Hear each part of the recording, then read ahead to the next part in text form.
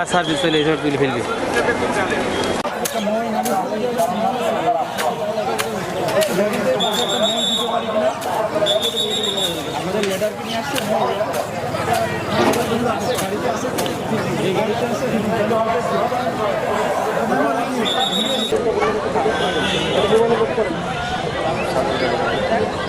Hello, এই তো মানে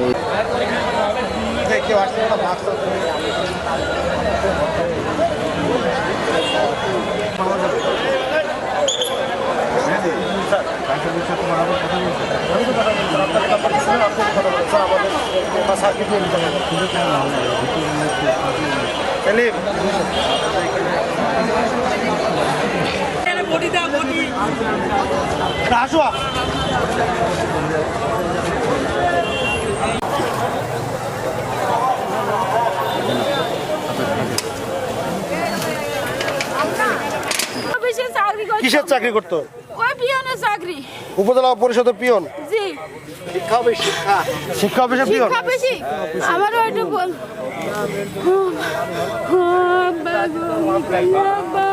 কামালউদ্দিন, তো আব্বা কি করলে? আব্বা তুমি কি?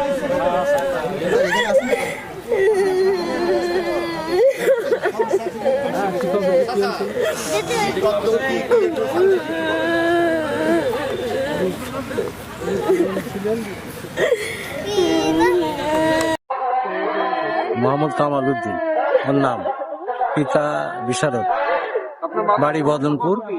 ওই শিক্ষা অফিসে, প্রাইমারি শিক্ষা অফিসে চাকরি করে। চাকরি রিটায়ার্ডের পর ভারসাম্য হারিয়ে, মাথার ভারসাম্য হারিয়ে। উনি কি নিখোঁজ ছিলেন? না, নিখোঁজ কালকেও ছিল। কালকে বাড়ি যায়নি বলছে, নিখোঁজ ছিল। কালকে রাত্রে থেকে উনি খোঁজাখুঁজি করা হচ্ছিল। হ্যাঁ, কালকে বাড়ি যায়নি। বাত ব্যথা, প্যারালাইসিস কিংবা আর্থ্রাইটিস, আধুনিক ফিজিওথেরাপি ও পুনর্বাসন চিকিৎসায় নির্ভরযোগ্য নাম ডিপিআরসি। দামোড়হদা উপজেলার দামোড়হদা উপজেলার উল্টা দিকে একটা পরিত্যক্ত ডোবা থেকে আমরা কামালউদ্দিন নামের একজন ভদ্রলোকের মৃতদেহ আমরা উদ্ধার করেছি ফায়ার সার্ভিসের সহায়তায়। এই সংবাদটা আমরা পাই স্থানীয় একজন সাংবাদিকের মাধ্যমে। ওনার বাসা বদনপুর গ্রামে। তো উনি গতকালকে আসরের নামাজের পরের থেকে মিসিং ছিলেন আর কি। আমরা ওনার 6 ছেলে এবং এক মেয়ে। তো ওনার পরিবারের কাছ থেকে আমরা হিস্ট্রি নিয়ে যা জানতে পেরেছি আর কি, উনি উপজেলা শিক্ষা অফিসের অফিস করণিকের চাকরি করতেন এক সময়, প্রায় 14-15 বছর আগে রিটায়ারমেন্টে গেছেন। এরপরে থেকে ওনার একটু মানসিক ভারসাম্যহীন অবস্থায় ছিলেন আর কি। উনি প্রায় বাড়ি থেকে বের হয়ে যান এবং হয়তো পরে ফেরত আসেন, কখনো কখনো ফেরত আসেন না, পরিবারের লোকজন গিয়ে নিয়ে আসে। সর্বশেষ এর আগে 5 দিন প্রায় মিসিং ছিলেন আর কি। পরে ওনার পরিবারের লোকজন সেখান থেকে গিয়ে উদ্ধার করে নিয়ে আসে। তো ওনার একটা অদ্ভুত একটা অভ্যাস ছিল, সেটা হলো যে বোতল বা এই জাতীয় জিনিসপত্র কুড়ানো আর কি।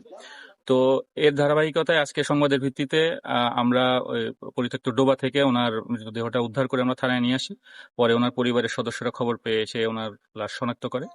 তো এরপরে আমরা এখন মৃতদেহের সুরতহাল প্রস্তুত করে আমরা এটা পোস্টমর্টমের জন্য পাঠাবো এবং আইনগত যে ব্যবস্থা আছে আমরা বিধি মোতাবেক সেটা আমরা গ্রহণ করব।